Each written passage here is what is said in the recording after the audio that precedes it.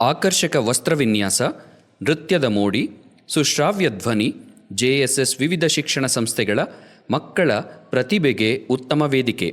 ಸುತ್ತೂರು ಜಾತ್ರಾ ಮಹೋತ್ಸವದ ಅಂಗವಾಗಿ ನಡೆಯುತ್ತಿರುವ ಸಾಂಸ್ಕೃತಿಕ ಸ್ಪರ್ಧೆಗಳು. 7 ವಿಭಾಗಗಳಲ್ಲಿ 5 ದಿನ ಕಾರ್ಯಕ್ರಮ ಪ್ರಾರಂಭ ನಡೀತಾ ಇರುತ್ತೆ. ಅದರಲ್ಲಿ ಪ್ರಥಮ ದಿನ ಇಂದು 26ನೇ ತಾರೀಕು.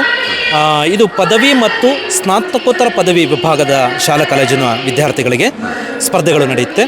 ಇನ್ನು 2ನೇ ವಿಭಾಗದಲ್ಲಿ ಬಂತು ಅಂತ ಹೇಳಿದರೆ ಗ್ರಾಮೀಣ ಪ್ರೌಢಶಾಲೆಗಳಿಗೆ ಇರುತ್ತೆ. 3ನೇ ವಿಭಾಗದಲ್ಲಿ ಪ್ರಾಥಮಿಕ ಶಾಲೆ ಮತ್ತು ನಗರ ಪ್ರೌಢಶಾಲೆ, 3ನೇ ವಿಭಾಗ ಮತ್ತು ಮಧ್ಯಾಹ್ನ 4ನೇ ವಿಭಾಗ ಇರುತ್ತೆ. 5ನೇ ವಿಭಾಗ ಮತ್ತು 6ನೇ ವಿಭಾಗದಲ್ಲಿ ಬೆಳಗ್ಗೆ ಪಬ್ಲಿಕ್ ಶಾಲೆ ಜೂನಿಯರ್, ಮಧ್ಯಾಹ್ನ ಪಬ್ಲಿಕ್ ಶಾಲೆ ಸೀನಿಯರ್ ವಿಭಾಗದಲ್ಲಿ ಸ್ಪರ್ಧೆಗಳು ನಡೀತದೆ. ಅಂತಿಮವಾಗಿ 7ನೇ ವಿಭಾಗ ಅದು 30ನೇ ತಾರೀಕು ನಡೀತದೆ. ಅದು ಪದವಿ ಪೂರ್ವ ವಿಭಾಗದಲ್ಲಿ ಬರ್ತಕ್ಕಂಥ ಪದವಿ ಪೂರ್ವ ಕಾಲೇಜುಗಳಾಗಿರ್ಬೋದು, ಸ್ಕೂಲ್ ಆಫ್ ನರ್ಸಿಂಗ್ ಆಗಿರ್ಬೋದು, ITA ಕಾಲೇಜುಗಳಾಗಿರ್ಬೋದು. ಈ ಒಂದು ಕಾಲೇಜಿನ ವಿದ್ಯಾರ್ಥಿಗಳು ಇಲ್ಲಿ ಬಂದು ಸ್ಪರ್ಧೆಯನ್ನು ನೀಡ್ತಾ ಇದ್ದಾರೆ.